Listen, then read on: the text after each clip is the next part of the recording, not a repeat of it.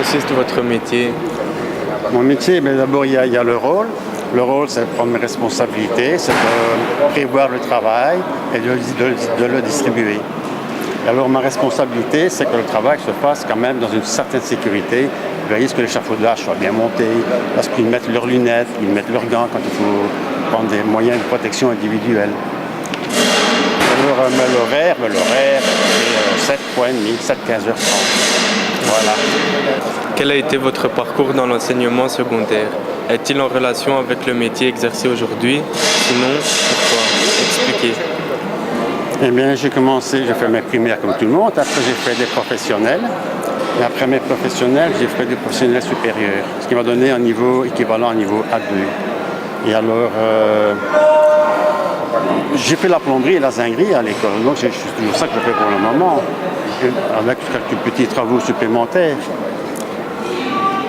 Pourriez-vous décrire une journée type du brigadier en bâtiment de votre entreprise? Eh bien, pour commencer, on se rassemble tous à l'atelier. J'allume mon ordinateur parce qu'à ce moment-là, j'ai quand même une série d'avaries qu'on m'envoie. Et en fonction de ça, je distribue le travail. Et de là, je m'occupe des véhicules, je distribue les véhicules également.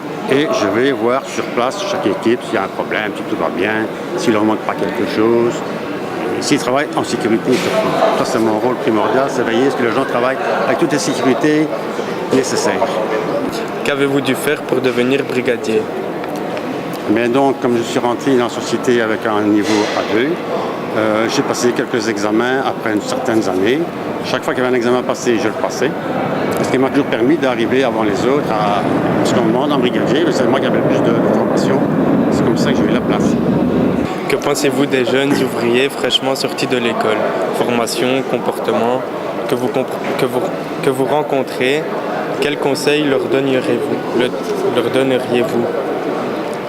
Eh bien, comme je disais tantôt, j'ai 2 ouvriers dans mon équipe qui viennent de votre école. Ils travaillent très bien. Bon, évidemment, ils sont jeunes, ils vont pas apprendre beaucoup de choses. C'est vrai que l'école, on apprend certaines histoires, mais après, on apprend aussi sur le tas. Et je veux dire, et puis ils ont des conseils d'aînés. Et donc, l'un dans l'autre. Mais ça va, c'est très bien. Le principal, je pense que pour travailler, c'est d'arriver à l'heure, d'abord au boulot. Très important. Que les gens qui arrivent en retard, ils vont jamais bien loin. Et je veux dire, s'appliquer, de comprendre et essayer de suivre ce qu'on leur demande de faire et de faire au mieux. Et quand on travaille bien, tout se passe bien. Quelle différence, avantages, inconvénients faites-vous entre un salarié et un indépendant? Mais un indépendant, si jamais il aura du travail, et s'il n'a pas de travail, il n'aura pas de salaire. Et parfois même, ils ne sont même pas payés du travail qu'ils ont fait, parce qu'il y a des gens qui ne payent pas, les indépendants, ou très mal. Bon, maintenant, un salarié, c'est vrai qu'il travaille des heures fixes,